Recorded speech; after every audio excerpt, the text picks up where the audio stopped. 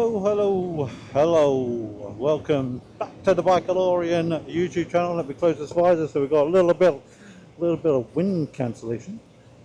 Yeah, thank you for subscribing and all that good stuff. Good little chat on the comments. Third video, here we go. Today, I am just having a ride. I'm just going to I want to really talk about the first few times you get on your bike. Now, the first few times I got on this beast, it was a bit daunting. It was a little bit scary. Uh, you come off your CBT, high as a kite, and you're thinking, wow, I'm an amazing rider. I can do this. I can conquer the world. Traffic light coming up. He doesn't say that.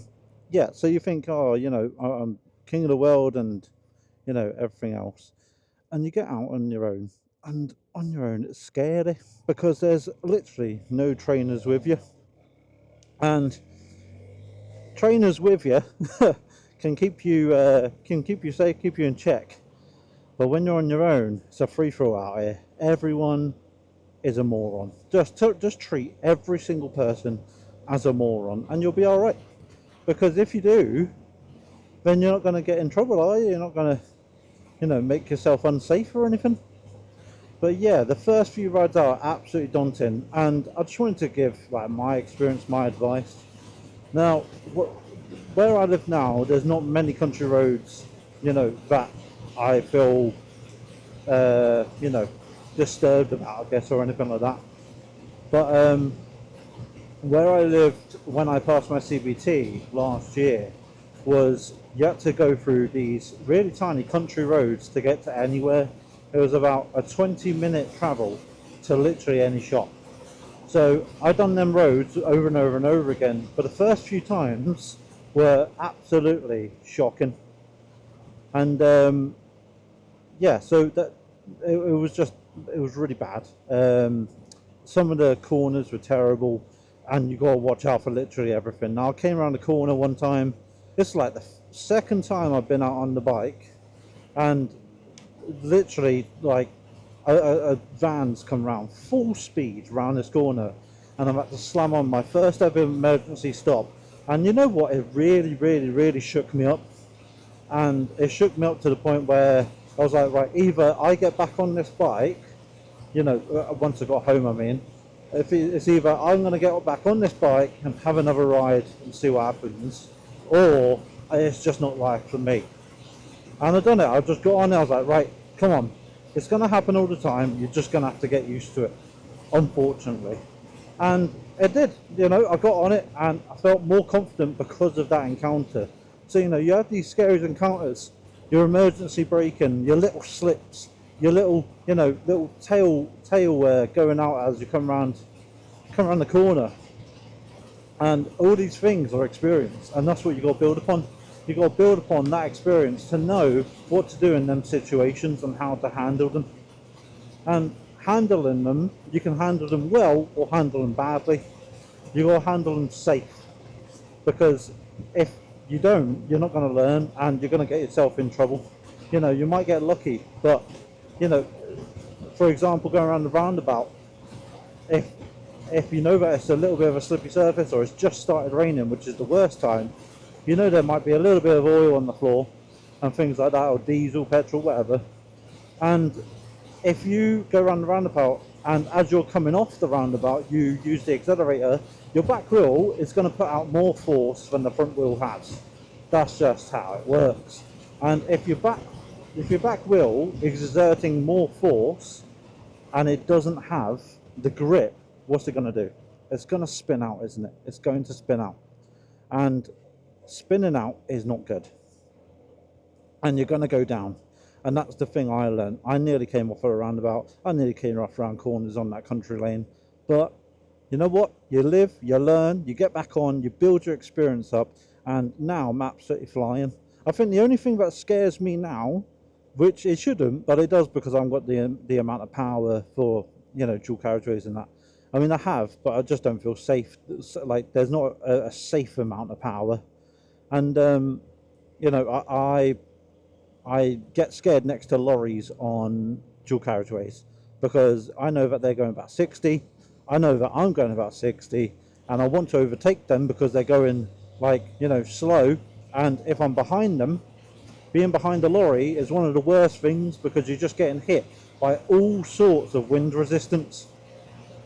And this Range Rover is up my bloody arse. But yeah, you're getting hit with all kinds of wind resistance. And it's a horrible place to be because you haven't got the oomph, you haven't got the power to overtake that lorry, but you haven't got, the mental stableness as a 125 rider. You haven't got the weight of the bike to weigh you down. It's, you're getting blasted round. You haven't got no like windscreen or anything, and you're getting blasted around. It's absolutely terrible behind the bloody lorry.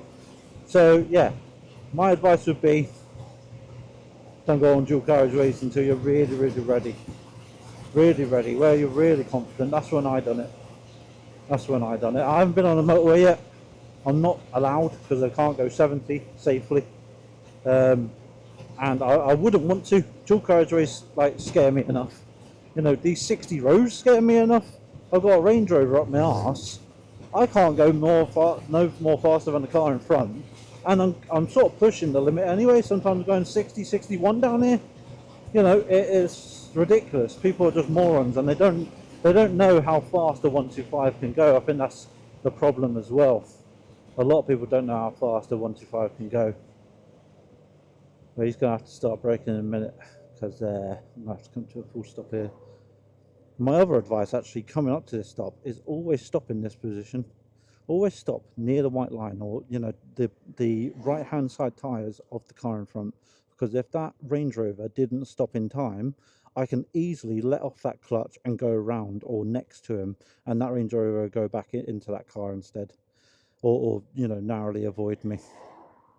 And yeah, always do that, because my god, it's dangerous. Unless the only thing I would say is, if there's a long line of traffic and you've got cars behind you anyway, and you're going really slow, that's fine. Just take your time and go whatever bit of the lane you want. But yeah, I'm sort of losing track here. Just having a fun ride. Yeah, you just got to build your confidence. The first few rides are going to shake you to your core. There are so many different things that can happen. The amount of possibilities is endless. Now, the other thing I would say is reading the road. Reading the road. If you're used to driving a car, you probably don't read the road that well. Reading the road is potholes, the amount of corner coming up, so the degree of corner, the speed that you're going at into that corner, and what angle you're going to take into that corner, what's around you. Reading the road, because if if you're not used to the road that you're driving on, now I'm okay on these ones because I know like the back of my hand, so I know where every single pothole is, I know where every single drain is because I've done them so many times. But if you don't, keeping a good distance like this behind the car in front, and you've got to read the road with your peripheral vision, because if you use your main vision, you're going to go into whatever you're looking at. Target fixation, don't get swept into it. Yeah, so the peripheral vision, look at your potholes, because some of them are dangerous and some of them can take you off your bike. Slippy drains is another one. You don't really you don't expect it, but even a slightest bit of wetness on metal and you're going over it, and if you're accelerating at the same time, it can take your back end out depending on the angle of the corner or the straightness of the road. Yeah, so reading the road ahead, not necessarily like you're driving a car, not necessarily traffic, reading the actual road, because your tyres are not like a car tyres. You've only got two of them, and if that front one goes into any of them, any of these potholes, you're going arse over tit, aren't you? So be careful, fellow newbies. They're only newbies for a while. I'm still a newbie, but I'm just giving you my newbie experience, that the most important things that I've learned in my time riding, which has only been a year and a bit. But I feel majorly confident. I feel more confident riding a bike than I do driving a car, and that's a bit weird, but it's true. I just feel more nimble. I feel more, I don't know, able to escape. And I feel like if I do something stupid, I'm going to be doing less damage to the person, you know, in the car than the car's going to do to me. Because I don't want to hurt anyone out here, you know what I mean? So yeah, that's my sort of advice ish. Just chatting the crap to you about, you know, going steady on your first few rides. Don't mind if you go slow. Go slow around corners. Read the road. Read the morons around you, and bloody enjoy it. That is the main thing. Bloody enjoy it. You might be only going 45. You might be only going 60 just about. You've got 10 horsepower under your ass. But my God, is it fucking fun. I can tell you that much. It's amazing. So yeah. Anyway, thanks for listening. Subscribe and all that. And I'll catch you next one. Peace.